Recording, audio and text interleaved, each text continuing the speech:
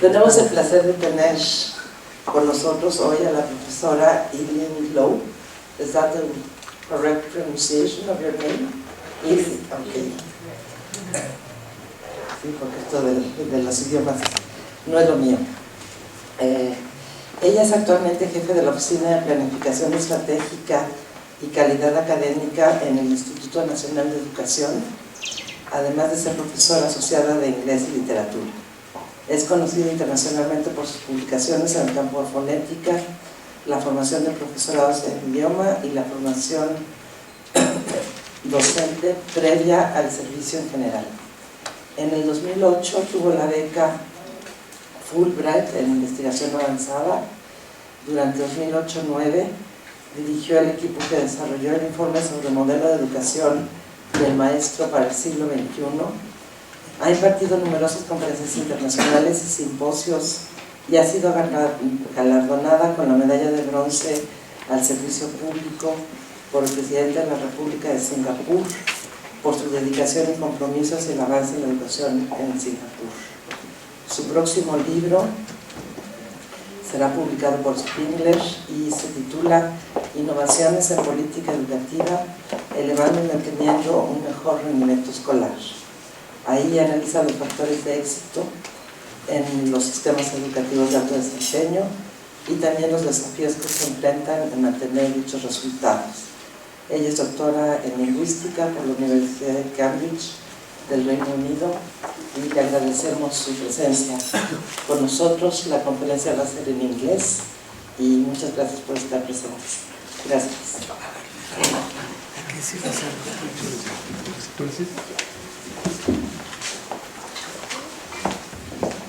Thank you very much. A very good afternoon to everyone. Thank you very much for the kind introduction, and also to my gracious hosts in Mexico. I've only arrived here, I think it was 5-something in the morning. No. So, but I've had a good opportunity to rest as well, so don't worry. It's just that if I sometimes don't sound too coherent, please excuse me, because there's a 13-hour difference, and I mustn't keep thinking about it, but it's about 4 a.m. in the morning in Singapore. Okay, I think this distance would be good. Today I've been asked to share with you about education for the 21st century, a Singapore example. I work at the National Institute of Education, Singapore, and this institute is the nation's sole teacher preparation institute. In other words, everybody who wants to be a teacher has to come through our training. And we train around about 1,900 teachers a year on average. So, although I will be talking about the Singapore system as a whole, because I think that's interesting, because I work at the Teacher Education Institute, I will spend quite a lot of time talking about how we prepare teachers for the 21st century.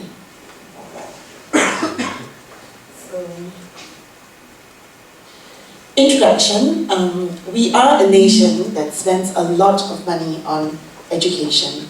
So, for example, we spend, sorry, it's not Singapore dollars. Somehow I think if I were to stand, maybe I tried this part. Okay, I think that's great, and also I'm quite near to this. Because what happened is that I think I'm facing the mic otherwise. We spend, it's an error here, US dollars, $11.6 billion, or 3.26% of our GDP on education.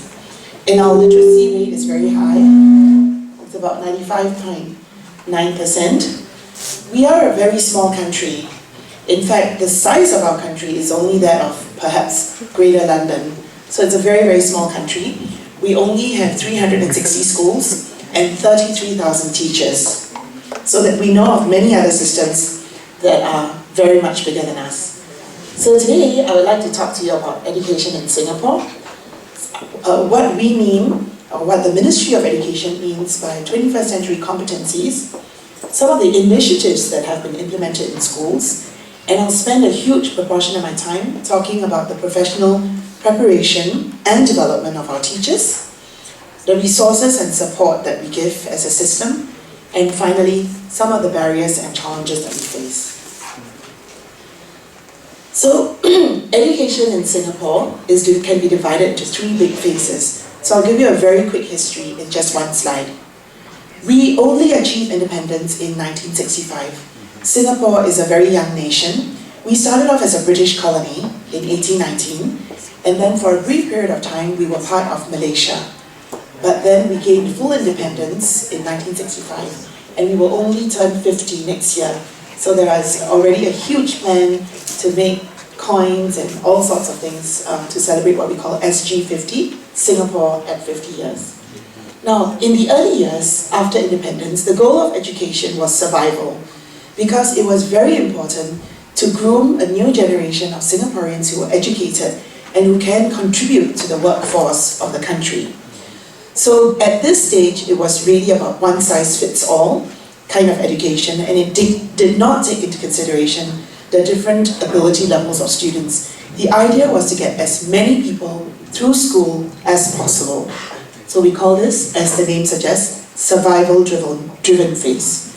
We move on then to the efficiency-driven phase, starting from 1979 to 1996. It was primarily to address two concerns. Number one, education wastage, where students who did not meet expected standards left the system prematurely. In other words, high school dropout rates. Secondly, low standards of English literacy. So we then introduced the new education system where streaming, according to your ability, was introduced at the primary level as well as the secondary level of schooling. So as early as about 9 or 10 years old, students were graded into different streams according to their academic ability. The idea was to ensure that the students in different streams had the sort of education and support that they needed. Curriculum and assessment at this phase was very standardized. We move on then to 1997, kind of to the present, but I would talk to you a little bit more about the next phase, which leads us to the 21st century competencies development. So from the 1997 period onwards, we call this the ability-driven phase of education. Focus was on the development of every child to reach his or her full potential. Quality in schools became a very key issue. And finally, educational developments were geared towards responding to the economic and social needs of the people. So you can see that as the nation matures, there were many different competing demands on society.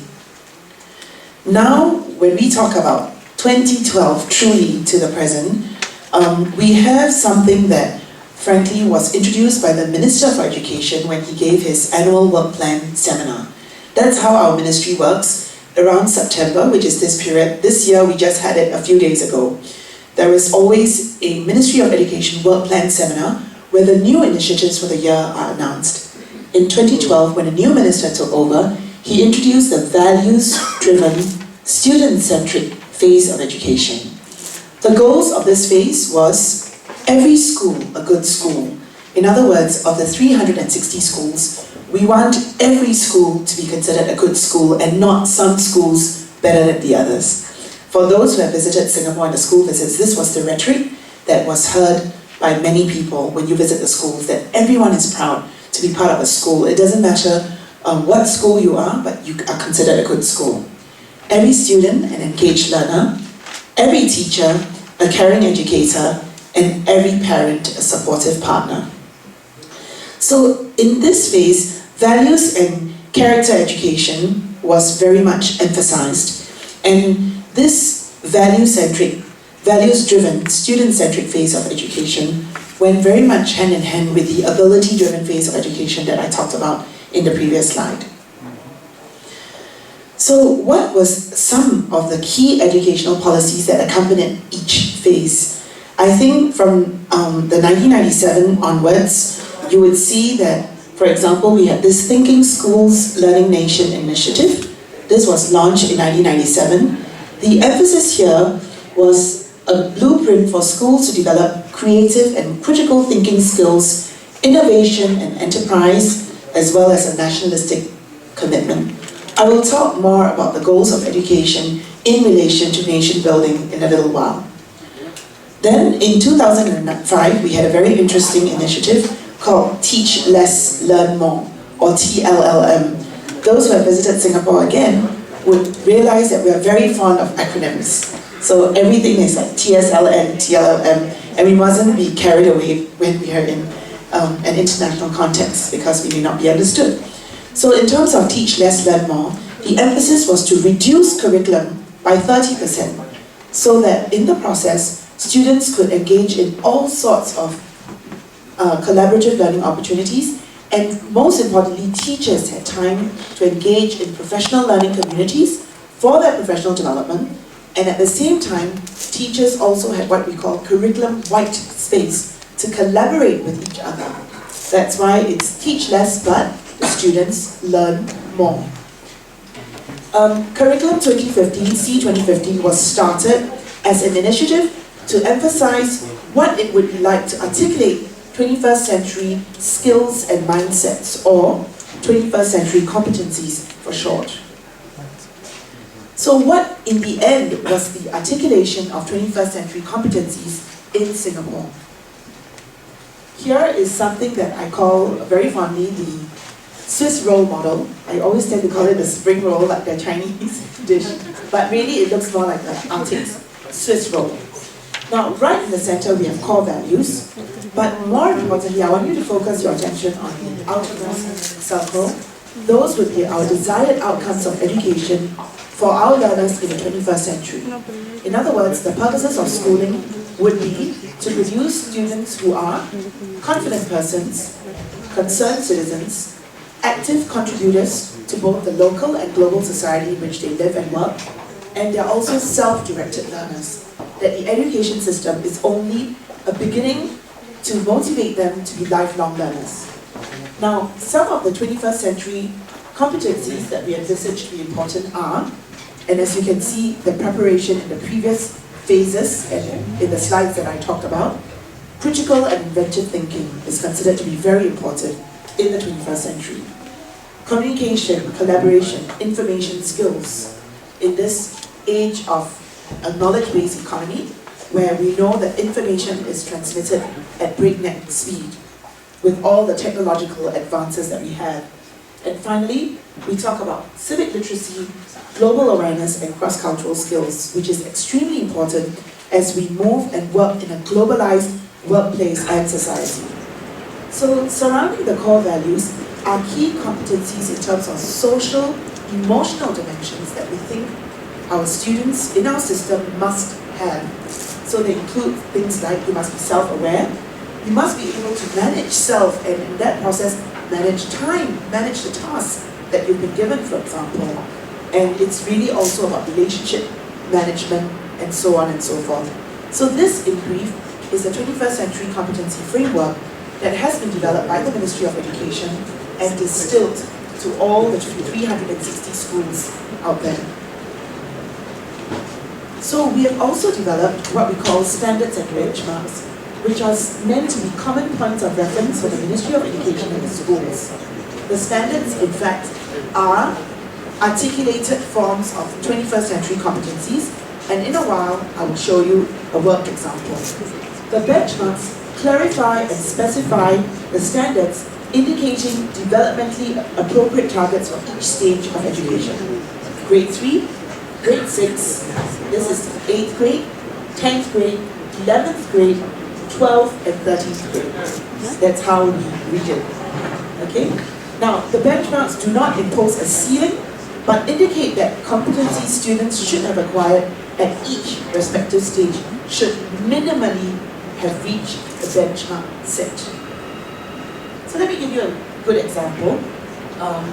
So if you talk about competency 1, aware of community and national issues and plays a part to improve the community and nation. So at the end of 3rd grade, I'll just read out something quickly. At the end of 3rd grade, the student is able to describe the roles of individuals and groups in the home, community and nation, and is able to demonstrate awareness of what constitutes a Singaporean identity. By the end of 6th grade, the student is able to suggest and explain ways to play their role and contribute to home, community and nation, and is able to describe aspects of Singapore's identity. By the end of 8th grade, the student is able to describe issues that affect culture, socio-economic development, governance, the future of the nation and identity, and provide reasons for these issues. By the end of 10th grade, for example, you will see, okay, I've read out 3 because I know that the fonts are quite small, but you will see that progressively, the competencies and benchmarks increase in the levels of complexity that the students are expected to meet. So what are some initiatives that are really implemented in schools as a result of the introduction of the 21st century competencies? Okay? For example, the first area of change will be in curriculum and assessment.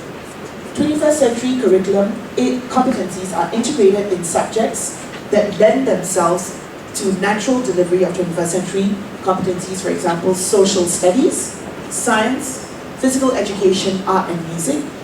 And it's taught explicitly also from January 2014, which is this year. Students go through compulsory curriculum called Character and Citizenship Education.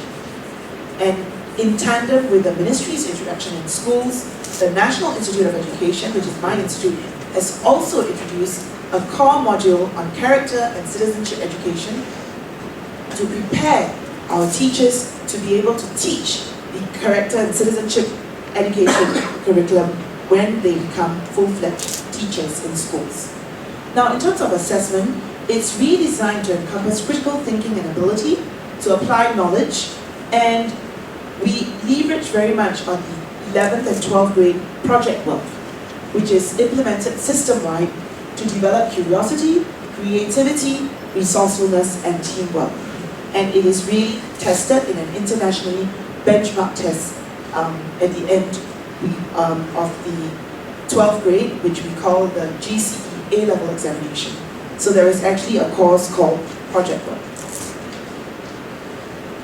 We also leverage very much on co-curricular activities because we believe that CCA or co-curricular activities can provide perfect context for learning and living of moral values and acquisition of soft skills and social integration.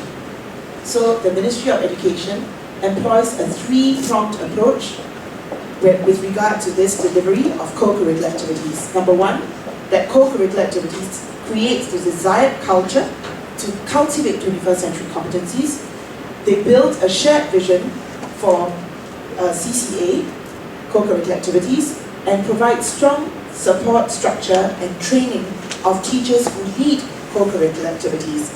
In the past, if you happen to be a teacher, I could give you drama and athletics, and that is your CCA. You may not have any training or preparation for it, but you can see that there's deliberate training and preparation when we look at how co-curricular activities can be used as a leverage to implement 21st century competencies. Finally, the ministry works with schools to identify opportunities to infuse 21st century competencies within the co-curricular activities that are run by schools. There is also, at the primary level, I'm giving you real examples of how 21st century competency initiatives are taking place in schools. So at the primary level, there's this Program for Active Learning, or PAL for short. This is introduced in primary schools, and its objectives are to provide students with broad exposure and experiences through fun and activities. And it facilitates all-rounded development of students and provides avenues for students to develop their social emotional competencies whilst they are at primary school. So you start them very young. And here, there's systemic support from the Ministry of Education in terms of providing manpower and financial support to schools to be able to carry out this PAL program, or the Program for Active Learning. As you can imagine, it leverages on multi-disciplines of physical education, art, music, to engage the young minds to deliver exactly what is mentioned here in terms of competencies. Now, in terms of national education, this was taken very seriously from 1997 onwards. The objective is to develop national cohesion and the drive for survival and assurance in the future by fostering in our students a sense of identity, pride, and self-respect as Singaporeans. So as the country matures, it was necessary to build up the national education competencies in our students as well, for them to realize that it was not easy for us to have gained so much improvement in terms of our economy, in terms of our education, in terms of our social structure in such a short period of time. And therefore it was felt that we cannot leave it to chance, they cannot just read it from history books. We do have to have national education formally introduced into our curriculum as well. So we also have a very strong emphasis in the 21st century competencies on the information and communication technology, or ICT for short. We took this in phases. The first phase, IT Master Plan 1, was in 1997. Truly speaking, this was just to build the infrastructure to enable each school to be able to be IT equipped in terms of infrastructure physically. Then we moved on to IT Master Plan 2, started in 2003, and this time it was not just about providing IT in every school, but to strengthen the integration of information and communication technology into the curriculum and laid the foundation for the innovative use of information and communication technology in schools. The latest phase, which we are still in right now, is a third master plan launched in 2009, and it is to ensure that students are able to carry out self-directed and collaborative learning through the use of information and communication technology, and that information and communication technology truly helps to engage students so that they can achieve better student learning outcomes. So, in order to grow this organically, 6 schools were identified as future schools at Singapore, and the idea was to provide models for seamless and pervasive integration of ICT into the curriculum. And we start small with just 6 schools first, so that their experiences can be scaled up to the other schools. Needless to say, the future schools receive a lot more financial aid, funding, resources from the Ministry of Education in order to lead the way in the development of information communication technology. So we also devolved decision making because we felt that there must be structural changes in the system to ensure that the reforms are implemented smoothly. So the Ministry of Education devolved some decision making from the headquarters to the schools, for example, and we implemented a school cluster system with 28 clusters for the 360 schools. Each cluster is headed by a cluster superintendent, and there is at least some amount of empowerment, ownership, independence amongst the 28 clusters. And we also launched, of course, the school excellence model, which is like a quality assurance model to ensure that schools, remember, every school is a good school. So I would now like, before I talk about teacher education, to give you an example of Kranji Secondary School, which is seen to be very, very forward-looking in their journey on 21st century competencies development that was started in 2011. From the outside, before you enter the school, they are just like any ordinary neighborhood school. They don't have a branding, nothing. But for those of our friends and colleagues who have visited Kranji Secondary School, the minute you step in, you realize a world of difference because they are one of the 21st century competencies prototype schools. They have been given a lot of funding from the ministry and support, but what happened was that they are able to share with us, the principal, the heads of department, about how the implementation of 21st century competencies was carried out in phases. First of all, they started changing the curriculum for secondary 1, or this is the 7th grade, and they then expanded by 1 level each year. This school takes in students from the 7th grade to the 10th grade. That's why they're known as a secondary school.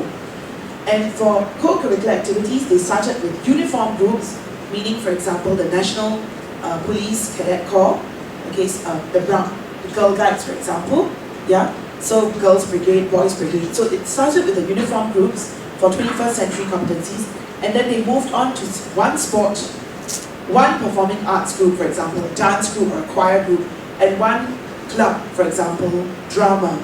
or library. So you can see that everything was implemented in phases. They also took part in the professional development of their teachers, so that teachers are also guided in how to deliver 21st century competencies, and they were conferred a niche in their thinking curriculum and the use of thinking routines. Yeah. Those of us who have visited their school will realize how passionately they are able to share about their experiences. And we have actually, in part of our Global Education Innovation Initiative partnership, written a whole case study on this school to be published very soon. I would now like to focus on the professional development of teachers, or in the literature we talk about professional learning of teachers. A lot of people have published, McKinsey and Co, for example, would tell you that the quality of an education system cannot exceed the quality of teachers.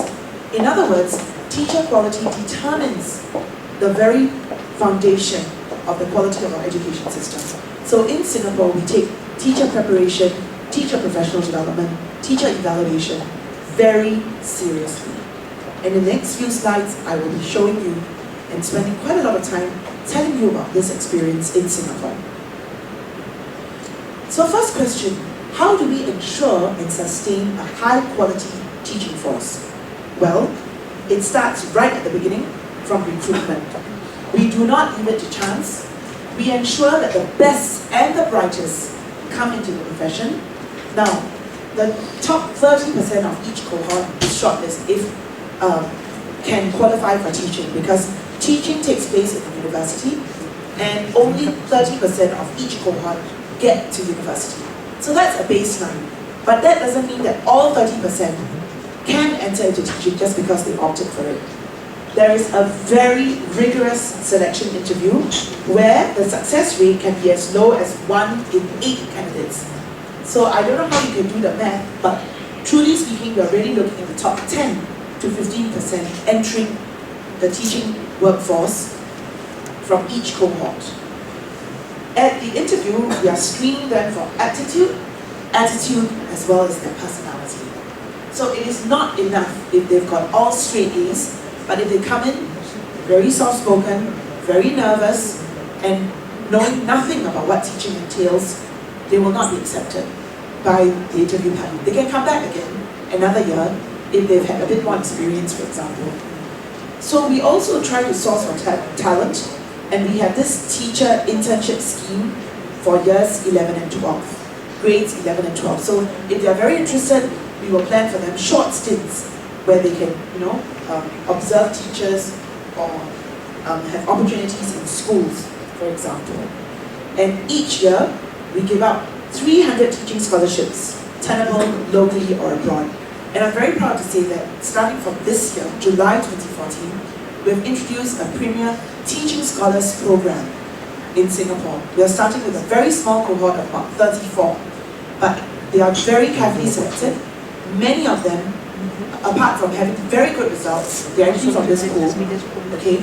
They are, apart from being the brightest in terms of their results, they also excel in all other fields, in their co-curricular activities, in their character, in their personalities. And we invest, the ministry has invested a lot in them so that we can signal that teaching is really, really for the best and the brightest, because it's a very important mission. I will share with you some of the ministry taglines as well. So this was published, and it's good that they published it, McKinsey and Co, because it's then not secret anymore. So it can be shared. First of all, the CV is screened, okay? They must academically, look at that, be at least the top 30%. And they should have completed, okay, the relevant school, university education, and they must show evidence of interest in education. That's very important. After that, they must show a high level of literacy, especially in certain subjects like English, mathematics, okay, minimally. And the next thing is at the interview. Okay, it is very important. By the way, you might ask, what are some of these assessment tests? If at the GCE O-level examination, the examination that takes place, it's the British examination, that takes place at the end of 10th grade or 12th grade, which is the A-levels, the English level grade is anything below a B3. In other words, B4 and below. they will have to do an English entrance proficiency test. Because we do believe that because English has been used as the medium of instruction in Singapore schools since 1987, our teachers have to be very proficient in the language. So they can either take the entrance proficiency test, which is a locally designed test, EPT for short, or they can sign up for IELTS and make sure that they achieve the minimum bands required, as any other university in any English-speaking country would expect. So it's set at a very high bar. But at the interview, this is usually conducted by a panel, and it is chaired by either a serving principal, vice principal, or a recently retired principal or vice principal. So there are 3 people on the panel. The chair is the principal or the vice principal. The second person is a representative from the Ministry of Education's recruitment division. The third person is usually faculty from the National Institute of Education. But let me tell you, the hardest interviewer is always the principal. Because the principal or vice principal will tell you that I have had a lot of experience, this sort of person is not going to survive in the system. And we just keep quiet because, in a sense, we have to defer to the principal who has had many more years of experience. I mean, we have experience with student teachers, but they have experience with teachers that they have grown and groomed through the years. And finally, even at the National Institute of Education, we do monitor them very carefully. We have set in place, for example, academic sub-deans for each program. Sub-deans would be the ones handling students' academic counseling, so that at a very early stage, if they are struggling, they have help. But more importantly, a very good screening whilst they are in our program is the practicum or clinical field experience. When they go out to schools, that's when those who are not meant to be teachers, it will show up. And sometimes even psychological issues will emerge when they never emerge anywhere in the training so far. So we take this very seriously, and if we feel that they are not suitable at that stage, we can still recommend to the ministry that they need to be boarded out. Now, what is very interesting is when we talk about teachers as nation builders, this is the tagline that the Ministry of Education uses, and they're very serious about it, because teaching is seen to be intricately linked with the mission of nation building. And I truly like this because every morning when I drive into school, a public bus, okay, but the ministry of course pays the public bus to put the advertisement. So I look at the back of the bus, okay, all around the billboard it says, join teaching, because you can shape the future of our nation one student at a time. So these are very powerful messages that are used in recruitment advertisements about teaching, whereby teaching is seen to be very closely linked with nation building. I see this very closely as well in some other international systems I've observed, like Finland. Finnish teachers, for example, are very proud to be teachers because they feel that they are building the nation. So the same message is the case for Singapore. Then, what happens is that currently we have a paid pre-service education, meaning that the school fees for our student teachers to undergo training is paid for by the Ministry of Education, on top of which they receive a monthly stipend, even whilst they're training. Then we believe that it is important to give competitive salaries to teachers. When they graduate, we give it equivalent to that of a beginning accountant or engineer. Very roughly about US dollars 30,000 to 50,000 a year. You see, I know these figures, I've spoken in many different countries, does not mean anything until you compare, because every country has different costs of living. But if I tell you that we value teachers as much as beginning engineers and accountants, I think it gives you an idea of how much teachers are valued in society. And what is very interesting is, what happens if a teacher enters in her 40s? Okay, we do not turn these people away, but to make it attractive, the ministry will also have a record of what was their last drawn salary. Supposing some of them had worked in banks before, they would have earned a lot of money.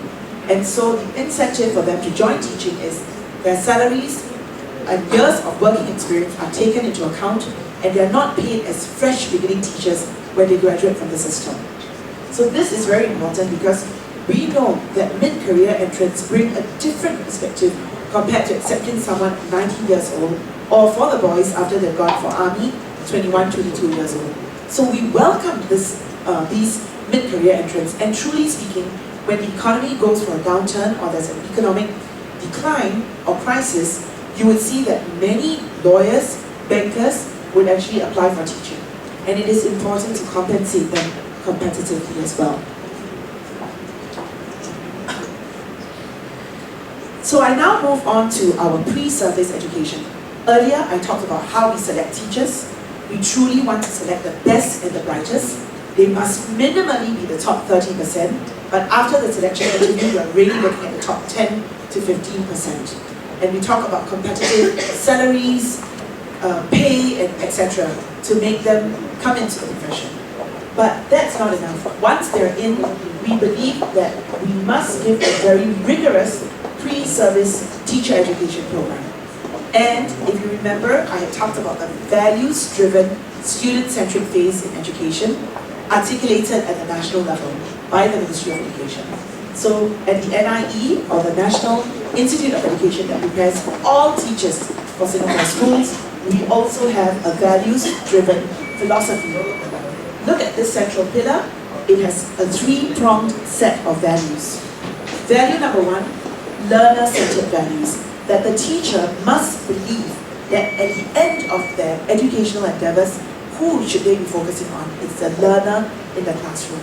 And they must have these very, very strong beliefs that every child can learn.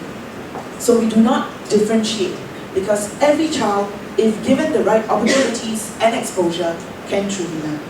The second value paradigm is that of developing a very strong sense of teacher identity and pride to be a teacher.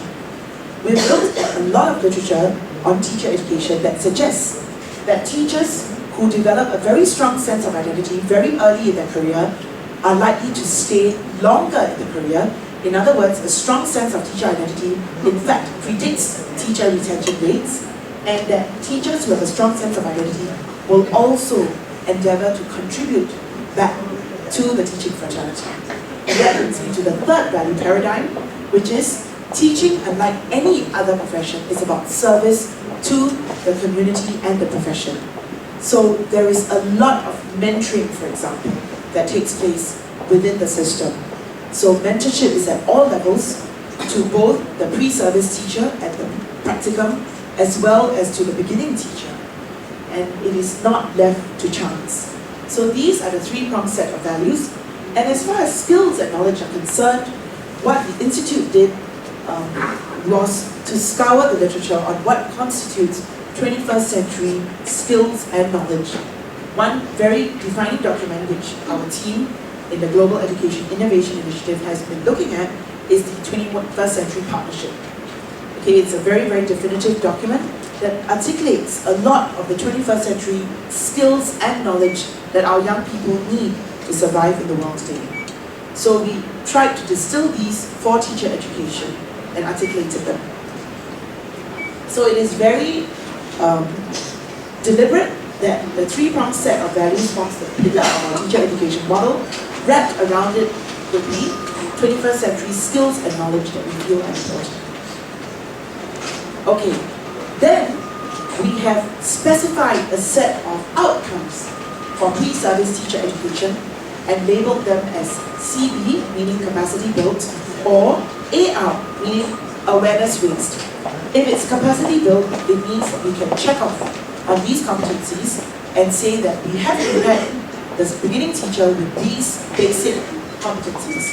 If it's AR, it means that we still need to work in close partnership with the Ministry of Education and the schools to bring up the competencies of these teachers.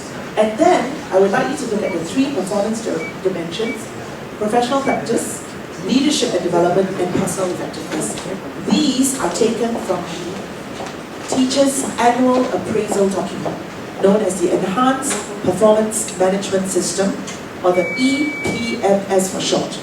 We believe that it was very important, even at pre-service, to allow student teachers, in fact, to speak the same language and to understand the same terminology even whilst they are pre-service teachers, so that when they go out to schools and they are appraised, they will not be confused. So this is the EPMS, and we call this set of competencies a graduate teacher competencies. In other words, when they leave pre-service, we can tell the schools and the ministry, this is what they're leaving with. Okay, then we had a very interesting task, and I was personally involved in leading this task. I know it looks like a very busy mind map, but then what we've done is we ran, at that time when we did this map, we ran 388 courses across all our programs. 388. And what we needed to do was to find out what's the state of the art. Where are we in terms of the delivery of the VQ values 1, 2, and 3, skills and knowledge, and the graduate teacher competencies. So what we did was, we asked our lecturers to do a self-audit, and they must only declare that they've delivered this if a mathematician and a statistician taught us that it should be delivered at least 50% of the time. Of course, this is still a flawed instrument because it's still based on lecturers' self-perception, but at least it's a good gauge. So what you have here that you must understand is, these are too numerous to mention, but in red, these are the core components of my teacher education program. And what I would like the student teachers to see is that across the different courses that they take, what are the values, skills, knowledge, and graduate teacher competencies that they are supposed to get from each of the core components of teacher education. Okay. It's a very busy mind map, but the other thing that it serves is also to enable student teachers to see the coherence, the linkages between the different pre-service courses. Because very often, and again I've read this from the literature, Professor Linda Darling-Hammond from Stanford University, for example, says that you can have all the components of teacher education in the right program, but if your student teachers do not see the linkages, you would have failed. So it is very important that, for example, the teacher teaching academic, the faculty member teaching academic subject cannot just be concerned about the academic subject and have no vision of the fact that these are going to be teachers. So how do I make the academic content relevant for their future role as teachers?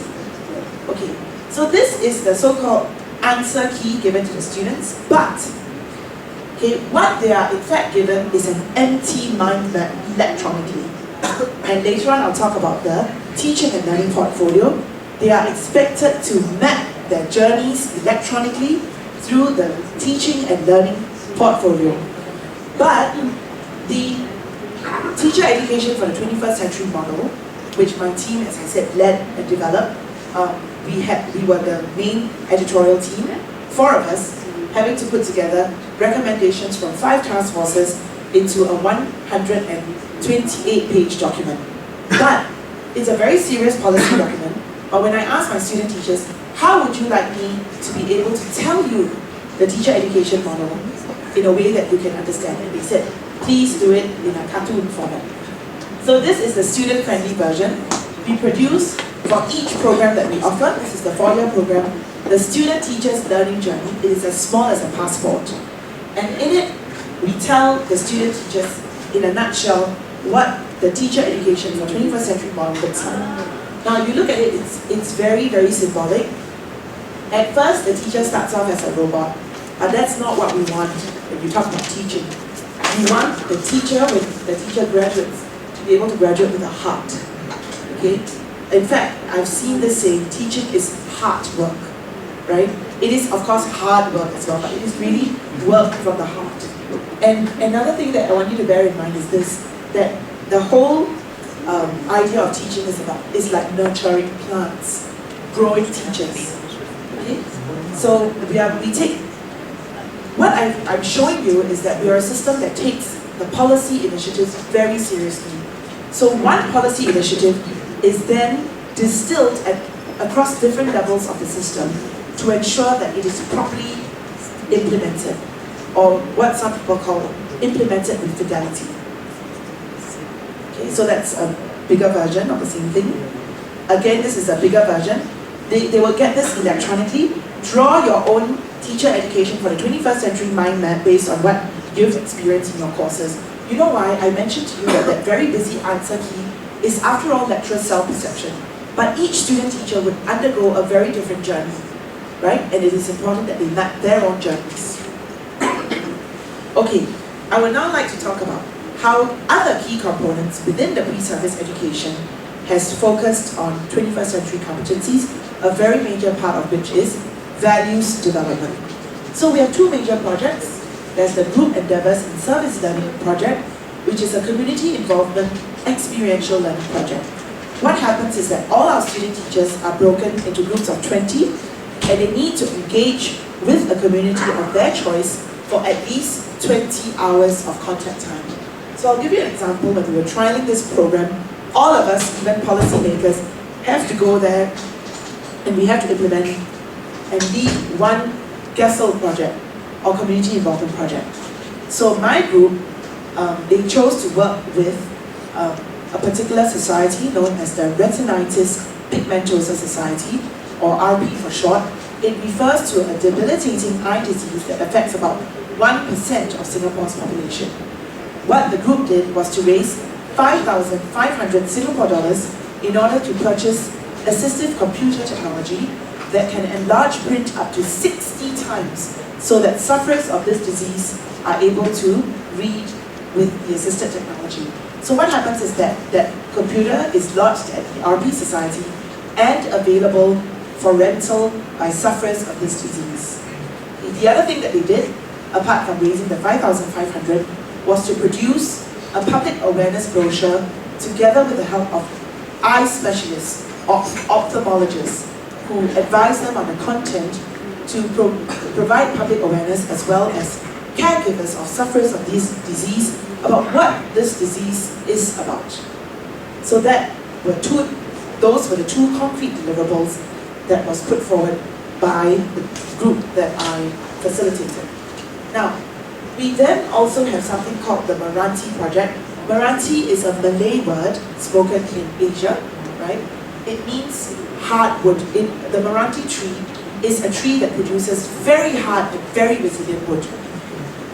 In their first year of their program with us, our student teachers come into the program and they engage in a personal and professional 2-day workshop facilitated by external vendors, which helps them to dig deep into their reasons for joining teaching, as well as gives them opportunities to talk with experienced teachers as well as students in schools. Some of these students could be at-risk students, okay? They have all sorts of problems, but we invite them so that our student teachers have a very good insight as to what to expect about their future roles as teachers. The reason why we have this Meranti project is to help to build what I mentioned earlier, that very strong sense of teacher identity from the start of their career. And as well as moving with the curriculum, we have an assessment approach which is very important. Now what we have thought about very carefully is, when we think about assessment, there are two aspects when you think about pre-service education. One, the assessment literacy of our pre-service teachers. Where do we want to develop them up to? Secondly, the assessment modeling of our teacher educators. Because if our teacher educators or faculty members do not model the most advanced assessment pedagogies, then our student teachers will only be limited by a certain level, even in their assessment literacy. So it's two aspects of assessment, and we have articulated this roughly using Boyd's model, B-O-U-D, 2007. So at the pre-service phase, it's about knowledge, comprehension, and practice. At the beginning teacher phase, it's about application and analysis of the assessment given. And at the experienced teacher phase, you must use assessment to synthesize as well as to evaluate. Okay? And in the next slide, I will talk more about our own more holistic form of assessment or evaluation at the pre-service level. So, in a nutshell, before I talk about what has happened in the teaching and learning e-portfolio, the main changes in pedagogy and assessment are as follows, in a nutshell. We have more self-directed and real-world learning. Okay? For example, field-based learning. We believe in engaging in the power of technology for our student teachers. Assessment is viewed as for learning and as learning rather than of learning. We believe in enhancing our theory-practice linkages because we know that many university-based models of teacher education tend to be very heavy on theory and not be able to link with practice. We also believe in the power of purposeful reflection, which can help our teachers be thinking teachers and later on reflective practitioners who can reflect on their practice and in the process improve their practice. And I'll talk in the next 2 slides, I promise, on the teaching and learning e-portfolio. We also have a very enhanced practical model which emphasizes the importance of mentorship before, during and after the practical component. And I will also show you a way, I will show you an actual picture of how we've transformed all our tutorial rooms so that the physical structure or physical infrastructure is in keeping with 21st century pedagogies. So some quick examples. For problem-based learning, in our educational psychology courses, what we do are to record real-life school-based scenarios but with the help of actors and actresses. So there are real scenarios, maybe of a very difficult class or of a very difficult parent approaching a teacher, but it is reenacted and recorded as videos to be played to the student teachers. Okay, and they need to, of course, discuss and distill the messaging. In the social context of education, we use it as a platform to organize student-led discussions to discuss and reflect upon educational policies. We allow them to have a voice in this and to really ask themselves, what is it about the policies that are easy to implement? What is it that may be potentially difficult?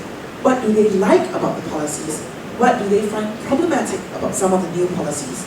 So that they have a voice in talking and thinking about the future. I promised you that I will talk to you about the teaching and learning portfolio at the NIE. It is meant to serve as authentic evidence that is collected at different time points in a student's, teacher's learning journey. So at the pre-service level, it is seen as a learning portfolio. What have you learned at pre-service? Then at the practicum, we ask them to showcase their portfolio to their mentor teachers or cooperating teachers. So it is known as a showcasing portfolio. And finally, when they become professional teachers, it then serves as their teaching portfolio that they can use for example, future promotional prospects or for the annual appraisals. So it's a very, very neat portfolio that follows them throughout their lifespan as teachers. First as student teachers, then as beginning teachers, and then as professional teachers. So I'll give you an example of the portfolio sharing when they go out for the practical posting. Typically, the practical posting, if it's a 1-year program, is for 40% of the time, which is 10 weeks. So during the 10-week posting, you will realize that the first thing they must do is to share about their learning at the NIE with the school. Okay? Then, at the end of their practical posting, they need to then share about their learning in school. What have they learned out of the practical experience? So it's very, very interesting. And all of these takes place through FC1, means focused conversations. This model has been taken up by, has been modeled after the Ontario Institute of Studies in Education, OISE, where they call it the Professional Learning Inquiry Seminars that take place during clinical practice. But we decided to call it focused conversations because when we talk to teachers in schools, we found that the teachers preferred it to be called focused conversations as it's not as frightening as a seminar, for example. So they didn't mind having conversations with the student teachers that they were mentoring. And finally, a reflective practice framework is incorporated so that we help to build consciously this reflective practitioner who's always able to look into practice and who's able to improve their practice. Okay, in terms of the enabling power of technology, we developed our own apps. Okay, so we have a lot of innovative software, and with the help of educational technologists. So for example, my field of specialization apart from education is in linguistics and pronunciation.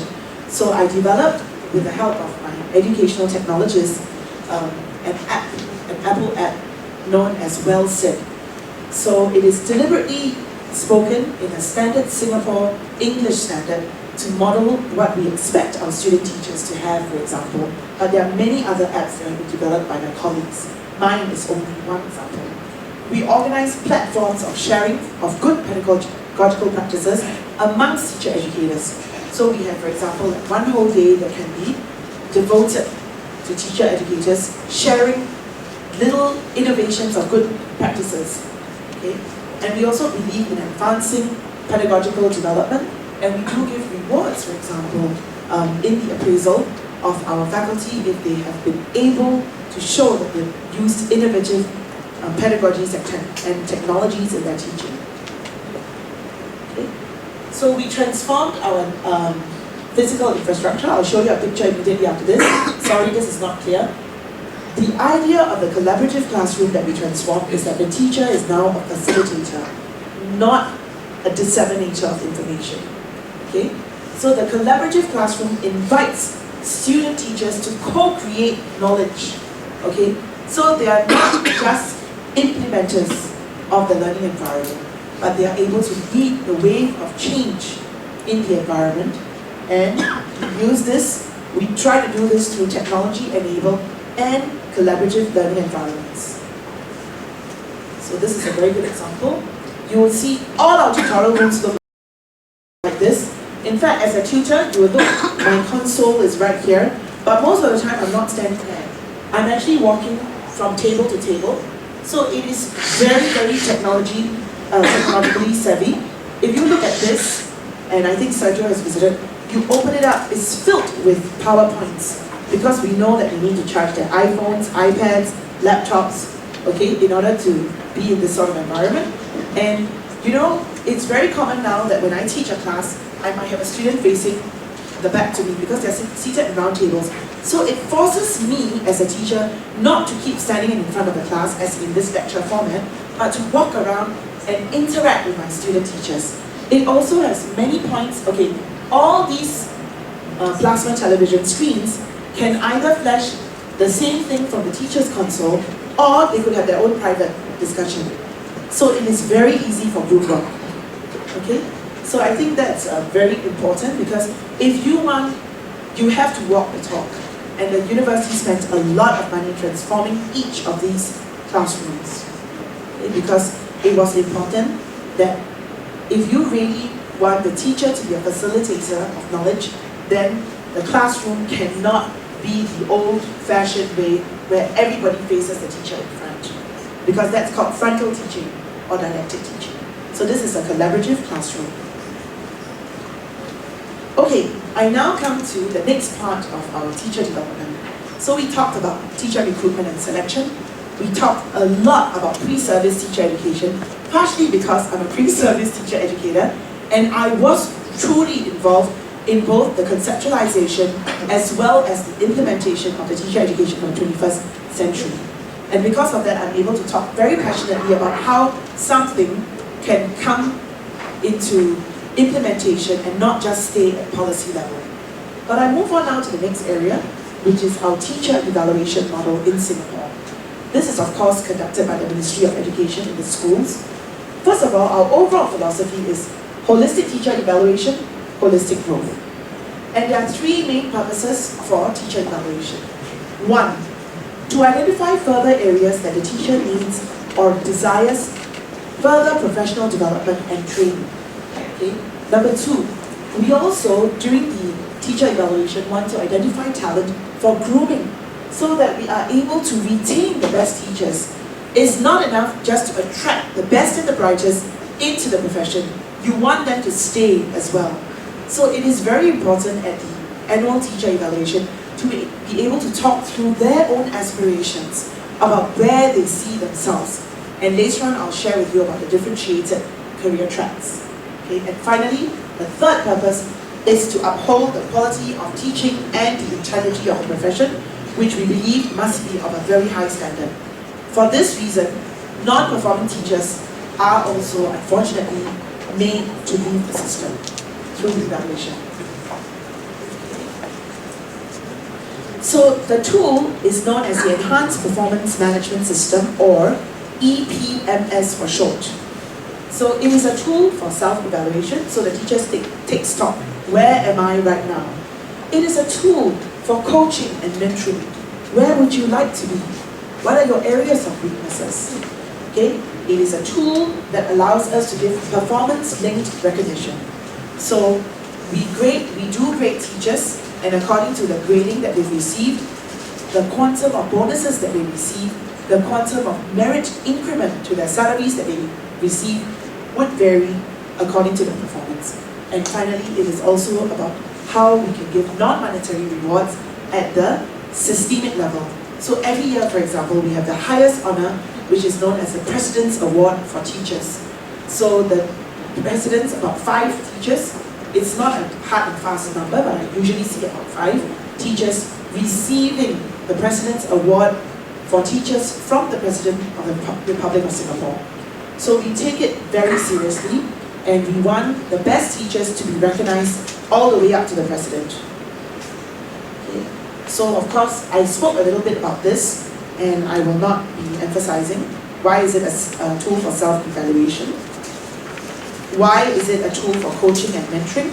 Because it starts with a one-on-one target setting with the reporting officer of the teachers. Okay, so you set a half-year target, you review it at midterm, and then the final meeting is really evaluative. So that's the summative one. But the mid-year review is formative, no marks at all. Okay, remember I talked to you about performance-linked recognition? Again, I am very thankful to McKinsey & Co. for publishing this, because now I can cite it as secondary data. Because I may know this, but if they hadn't published it, I don't think I can share it openly. But this is published material, it's available everywhere, right, if you look for it. So what I want to highlight to you is points 3 and 4. Wage implications are triggered by the distribution guidelines, meaning the grading of A, B, C, D, and E. A-rated teachers get bonuses of up to 3.25 months of salary. Now please note that the bonus pool differs depending on how well the economy is doing. So if the economy is doing badly, don't be surprised if even an A-grade teacher might only get 1 month of performance bonus. So this is just an average year. C-rated teachers are given very roughly 1.5 months. So you can say that the difference between, say, an A-rated and a C-rated teacher would be, C would be a good teacher, whereas A is outstanding, right? Is around about 2 more extra months of salary.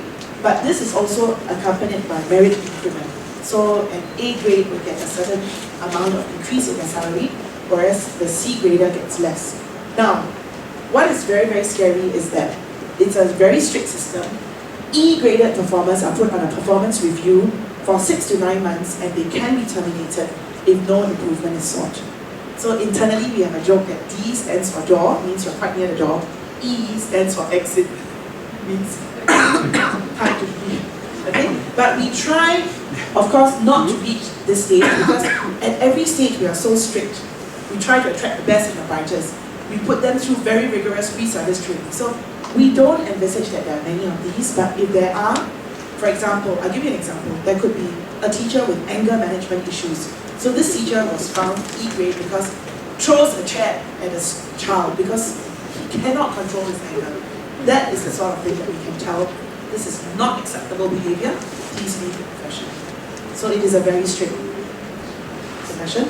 And I mentioned to you about this, the President's Award for Teachers, and at a lower level, the Caring Teacher Award, which is also given by someone from the Ministry of Education, not unlikely to be the Director General of Education. And for those young teachers less than 30 years old, nominated by their principals, again up to 5 of them would receive something called the Outstanding Youth in Education Award.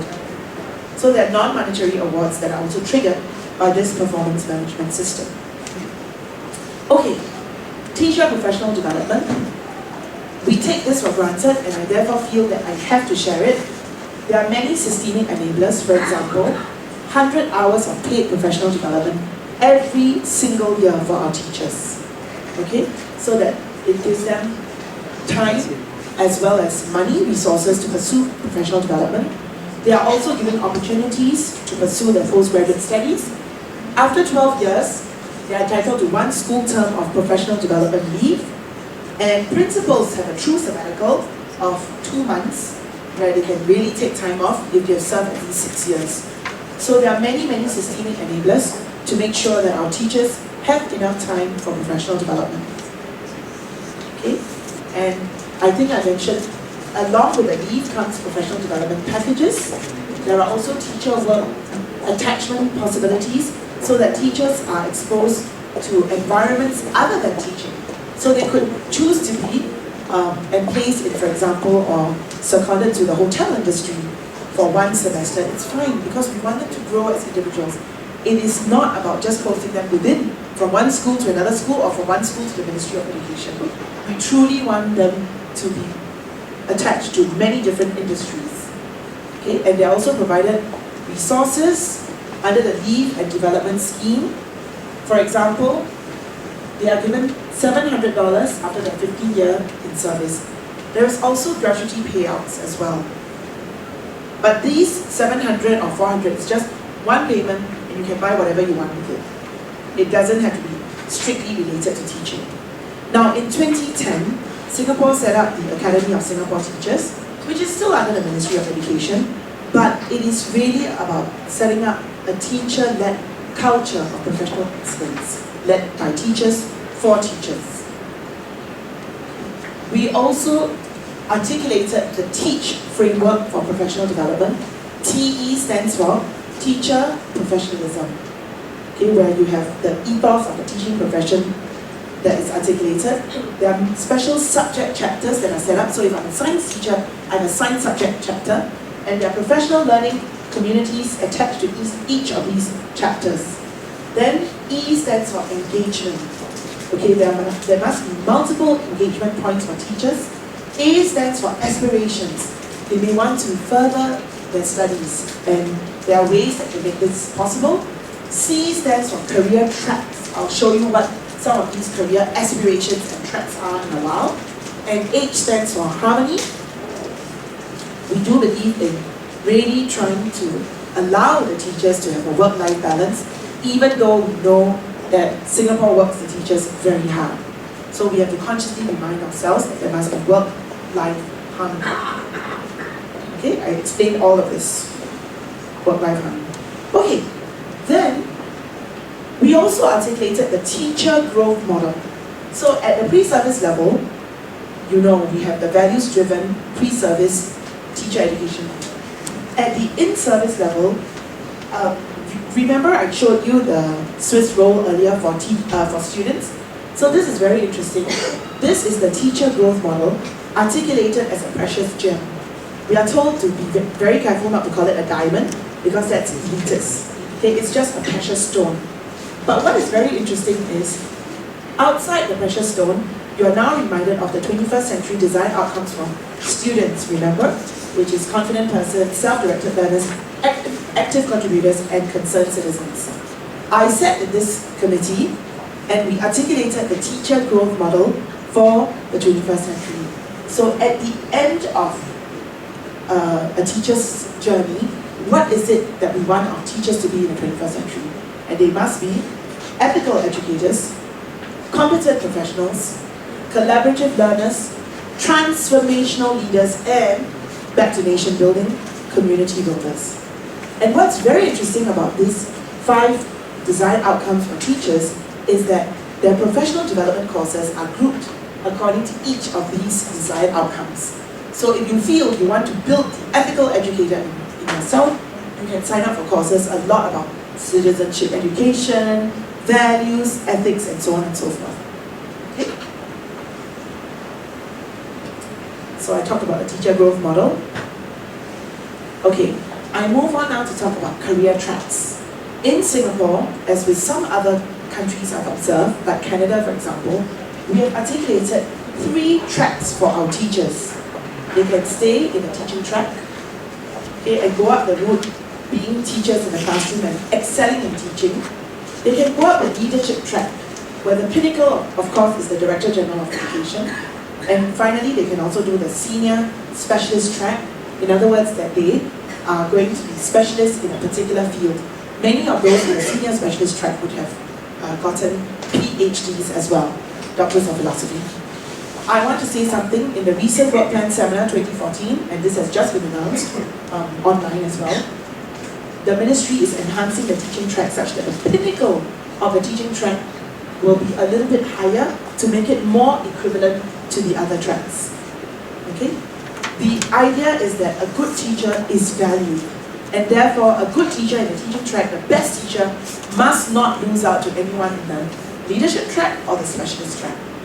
So the idea for this is that teachers do not feel from the day that they step into the classroom that they will always have to be teachers. There are avenues for them to develop and to grow. Okay, so I mentioned about each individual track. The teaching track is for those who achieve excellence in teaching in the classroom. Eventually, they would have to teach and mentor younger teachers within the wider cluster that I was telling you about. The leadership track is to groom teachers to take on leadership positions both in schools as well as at the Ministry of Education. And we also have the senior specialist track where teachers are developed to be experts in curriculum, instruction, assessment design. Okay, how do we talk about retention? First of all, we don't really have a serious problem with regard to retention because our attrition rate of teachers is less than 3% annually. And by worldwide standards, it is not a lot. However, we in fact, I think I mentioned this just now, we do have a gratuity payout or what we call a retention bonus.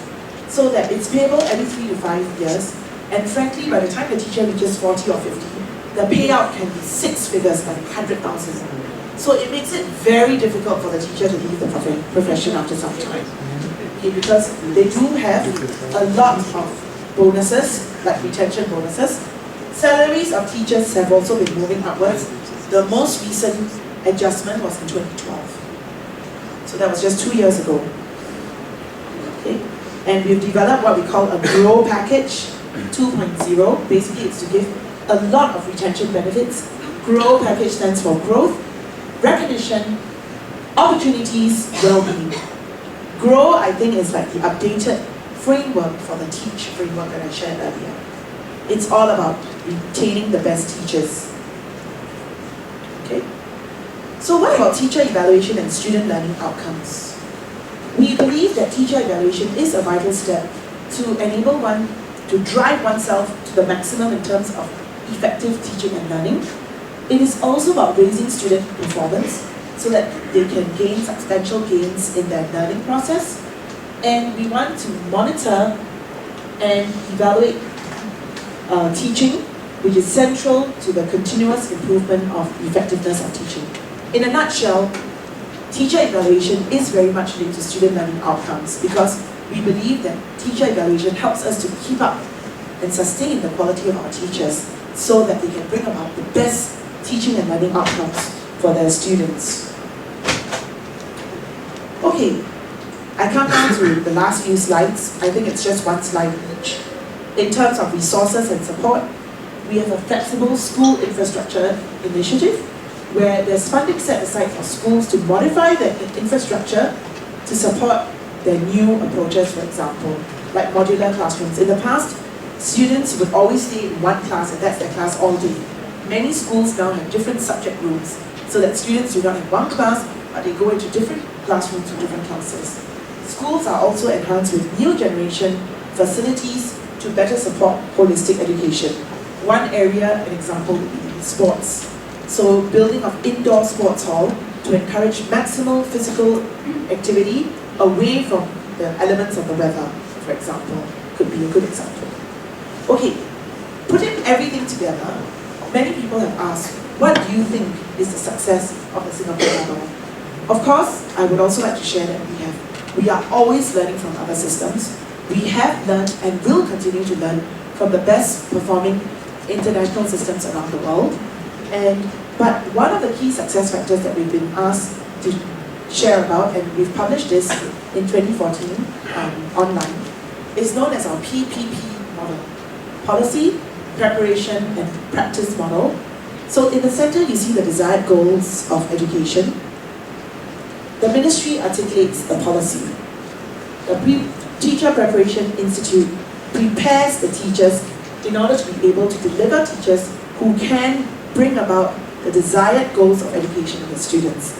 And finally, the schools truly put into practice the teaching and learning resources and activities necessary to bring about our students to achieve the desired goals of education. Do we have barriers and challenges?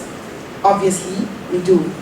And I think when the Global Education Innovation Initiative Partnership came to Singapore, we did have a very, very different sort of seminar where we sat here and then we broke people up into groups, truly to talk about some of the barriers and challenges that they face. And here are some of the challenges. We need to have clear and consistent messaging all the time.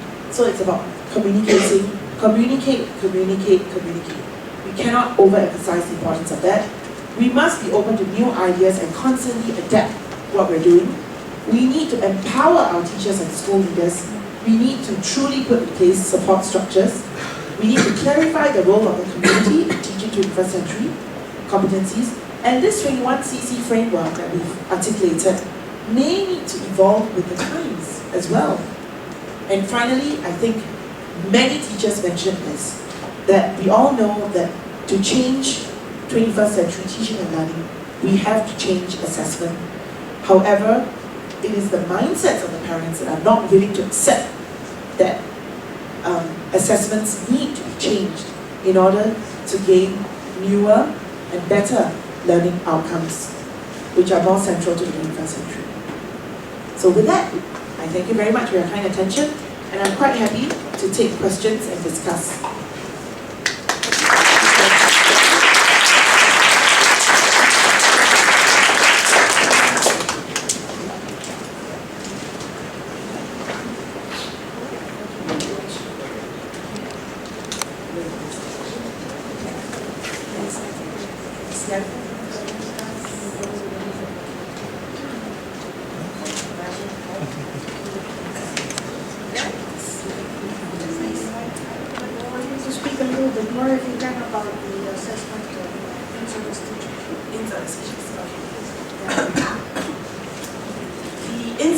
Are totally assessed through the Enhanced Performance Management System.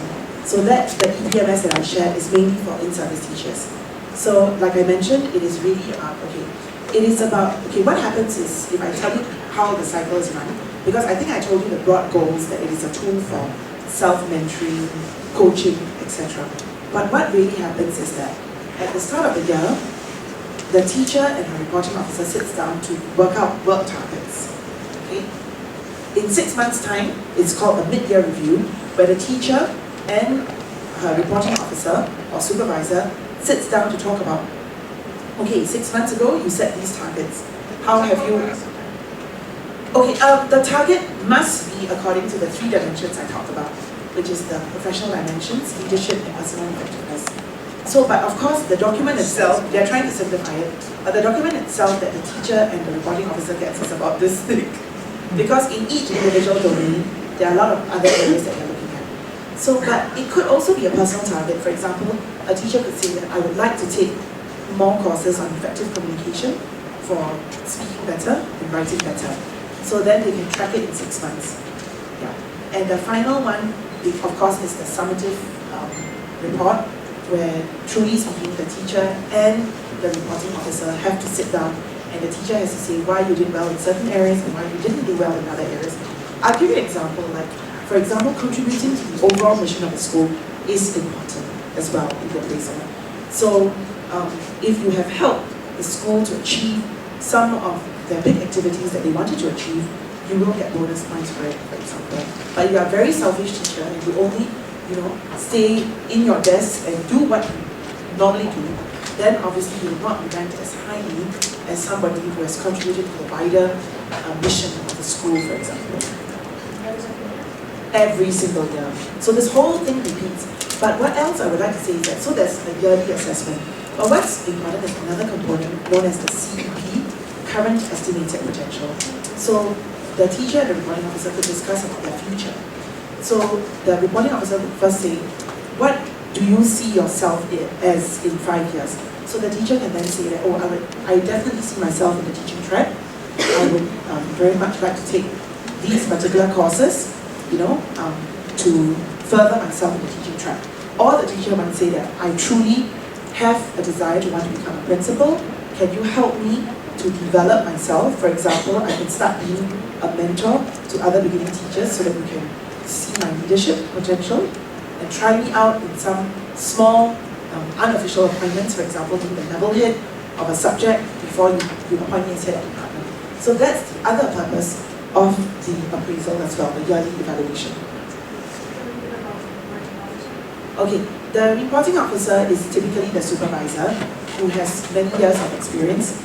Typically, it will be the head of department because schools are generally divided according to departments, and departments are divided. Nowadays, it's a bit more multidisciplinary, but I give you typical departments with head of English, head of mathematics, head of science, then I have character development, student development, or co-curricular head, or school partnership head. So under each teacher or head of department, there will be a fixed number of, not fixed, but a certain number of teachers.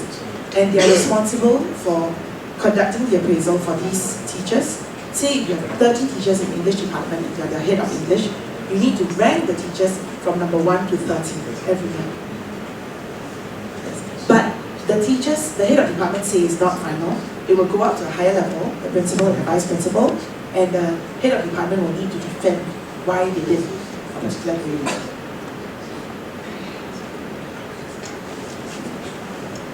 Yes? In an average, yes. How many teachers don't succeed the assessment in a year? Oh, in service. You mean in service? In service. Frankly, I really don't have the figures, but it's very, very few. I have to say it's the exception rather than the norm. I guess, why having such a rigorous system in place, teachers know that they have to perform in a way. It's more a rarity, but remember I mentioned about the 3% attrition? These are not through the appraisal. They are mainly people who leave the profession because of retirement, that's fine, but also because many young teachers, after they start their families, especially the female teachers, decide to leave teaching for a while. So they are counted into the 3%. Yeah. Or some would decide that I've had enough of teaching, it's good, but for example, in my department now, in strategic planning and academic quality, I have at least 2 teachers who have left the profession to join me. They are very good because their background, they are not at all scarred or, they are not disillusioned by teaching, they just want to change. So in my office, they do a lot of policy work and strategic thinking. They like it and they are able to contribute because they've been in the classroom. But so these would contribute to the 3% who leave teaching per se, but may still be involved in educationally related professions, for example, but from a different perspective.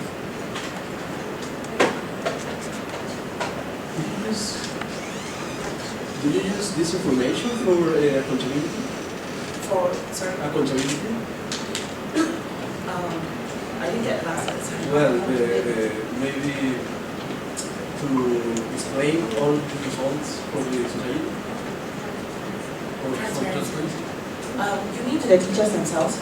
No, Oh, to the society. Okay, the society won't demand like this, how many people got A, B, C, and D, but they get to read constantly from the ministry's website that there are this very strict appraisal systems in place. Yeah. Actually, our parents, if they are difficult, it's got nothing to do with, they are convinced about the quality of the teachers. But as the parents become more educated, they want to have a say in what their children go through. So the difficulty is the other way, where some parents might say, I don't want my child to be doing so much homework. How can you call yourself 21st century, when my child's doing a lot of homework? It's that sort of thing, And then some would say that, oh, I'm shocked. For the long holiday, my child was only given 4 worksheets to do. What's the school doing? It's that sort of thing. I'm just giving you typical examples. They hardly and rarely question about the quality of the teachers because they know it's been a very strict procedure. So I guess, in a sense, even though we don't have to show the exact results, but the fact that such a system is in place ensures the teachers, or the parents, and the community that you can have a high quality teaching force and how to sustain it. I would like to know how do teachers handle the stress of such an evaluation system? You know that it's that rigorous. Does it trigger some defense mechanisms or like maybe caveats that they can find their way around? Yes, How do you manage that? yes, of course, there will always be those. I guess even I do conduct appraisals for my staff as well, even though we're not the Ministry of Education, but truly speaking, we more or less follow this holistic evaluation model. For majority of the staff, I can tell you, maybe even 99% is not a problem. It's the 1% that are not performing that makes it very difficult. So when we encounter very difficult cases, and I think in schools as well, they try to have a panel in place so that the teacher does not feel that they are being victimized. Because one very common complaint is, my head of department doesn't like my face, that's why she's giving me this grade. So then there is mitigation where I think a committee is set up to look very carefully into whether this is deserving. That means if it's a very low grade given, why was it given? And you can't just give a low grade, you also need to put in mechanisms for the teacher to be able to improve themselves by the next appraisal.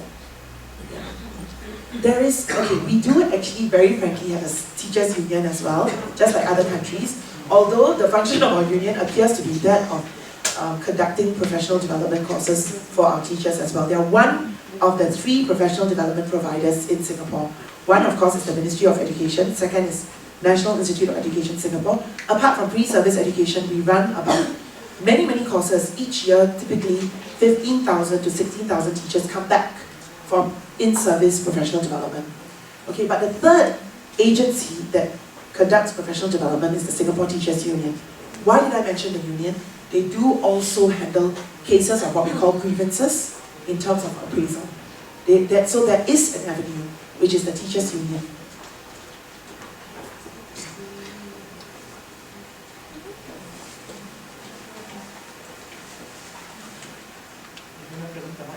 Yes. In terms of programs, how do people listen to evaluate these programs or decide the continuation of the programs or the stop the programs that you mentioned, for example, programs like learning, case study, and secondary school? Who does evaluate the programs? Okay, at the ministry's level, we have got the Curriculum Policy and Development Division, or CPDD, so they do take stock of the program evaluation. And like you said, if the programs are not doing well, after they've run the first course, which is usually 3 to 5 years, because for curriculum to truly be implemented and initiated and implemented properly, it's about 3 to 5 years, then they will stop and say it's not needed, But at our university, it's my office that conducts the program evaluation. So we do it in different ways. For our pre-service programs, each student teacher will have to fulfill a quantitative survey that's carefully designed with the help of experts on different program components. And of course, if the program components, but I must also clarify that at my office, we do not go down to the course level. Course level evaluation is being done through 2 mechanisms. Every single course that I teach, there is a student feedback on teaching, but that is a measurement, very frankly, if you statistically measure it, more of student satisfaction with the teacher. Okay? So there is another measurement, which is just a course evaluation tool, which is run by my departments. But at my level, I'm interested in the program experience. So I do get this every single year. I find myself having to modify the tool quite often as well. But I can tell you that from the program evaluation, I'm able to tell broad trends of what needs to be improved. For many years, a lot of the teachers have been saying that we need to know more about classroom management, managing parents, and then they talk also a lot about assessment. Frankly, it was based on all this feedback that we embarked on our teacher education for the 21st century model. Now that we are implementing the TE21 model, our evaluation therefore is of what has been carried out. So it's, we do it, and we speak to the program office deans. I constantly meet the deans of pre-service program and higher degree to tell them very frankly what my office found about their programs. But they trust me because they know that we're not about to show the results to industry, but it's really for self-improvement. And then it's very interesting that you ask, because the other side of my work, apart from strategic planning and planning for the 5-year plan for the institute, is about academic quality.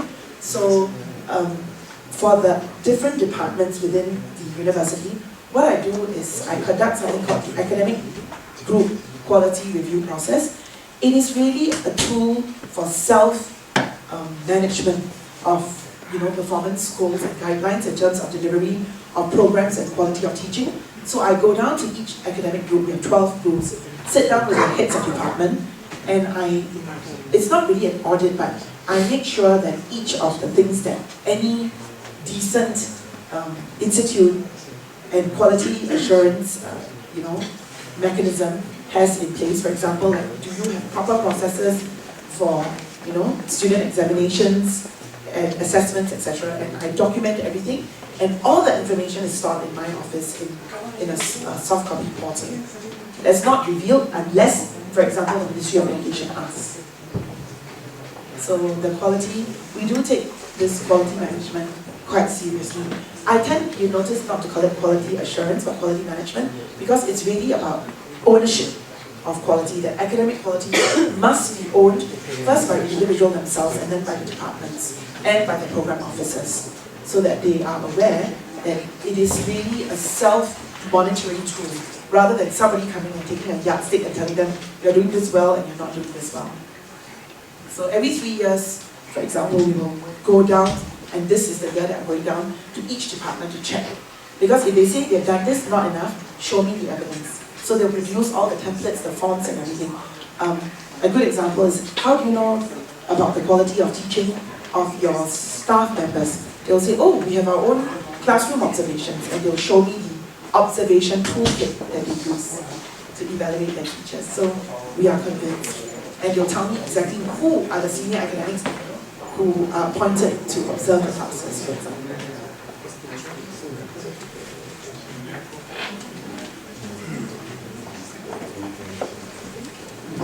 Thank you for